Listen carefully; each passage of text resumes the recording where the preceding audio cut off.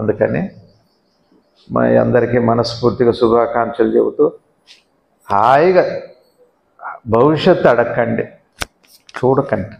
పెద్దలు ఒకటే చెప్పారండి, ఏం చెప్పారంటే భవిష్యత్తులోకి జరగకండి, గతంలోకి జారకండి అని చెప్పారు. దీన్నే జాతకాలు చూస్తే ఏమిటి, జాతకం అంటే భవిష్యత్తులో జరగటమే కదా. రేపు ఏమవుతుంది, మా అబ్బాయికి ఏమవుతుంది, మా అమ్మాయికి ఏమవుతుంది, కోడలికి ఏమవుతుంది, పిల్లలు పుడతారంటారా, వీళ్ళిద్దరు బాగుంటారంటారు, ఇవన్నీ భవిష్యత్తులో జరగటమే. ఏమొస్తుందో అక్కడ ఎందుకు, హాయిగా పరమాత్మ బాగుందని అనుకోండి, చక్కగా ఉండండి. రిగ్రెట్స్ లేకుండా ఉంటే సక్సెస్ అన్నారు గురువు గారు. ఇది మనస్ఫూర్తిగా పెట్టుకోండి.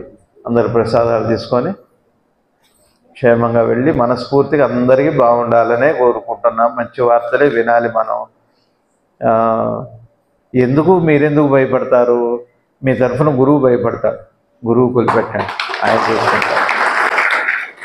మన భయాలు గురువు పడతాడు. మీ గురించి ఎందుకు, మీరెందుకు భయపడతారు, రాసులు ఏం చూసుకుంటారు, నా మొహం రాసి చూస్తే దశలు చూడాలంటారు, దశలు చూస్తే యోగాలు చూడాలి. ఇవన్నీ ఎవరు చూస్తారు, ఎవరి వల్ల అవుతుంది. అంత నాలెడ్జ్ ఎవరికి లేదు, అంత అవసరం కూడా ఏం లేదు. బాగున్నారు, చల్లగా ఉండండి, సంతోషంగా ఇదే నవ్వుతో హాయిగా ఉండండి.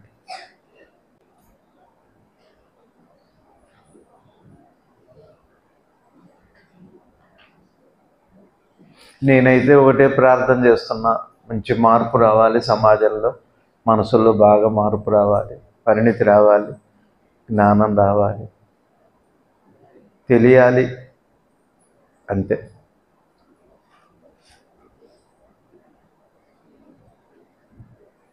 కాబట్టి ఏడుకొండలవాడ వెంకటరమణ గోవింద గోవింద. ఈ కాలంలో, ఈ కలియుగంలో వెంకటేశ్వర స్వామికి మించిన దైవమే లేదు.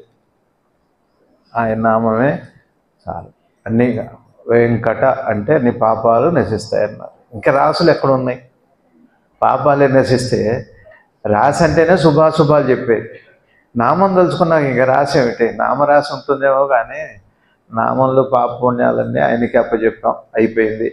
ఈ దేశంలో పుట్టాం, ఈ గాలి పీల్చుకుంటున్నాం, ఇక్కడే ఉండి ఇక్కడే హాయిగా మంచి రోజులు చూడాలని కోరుకుంటూ భారత్ మాతాకు జై.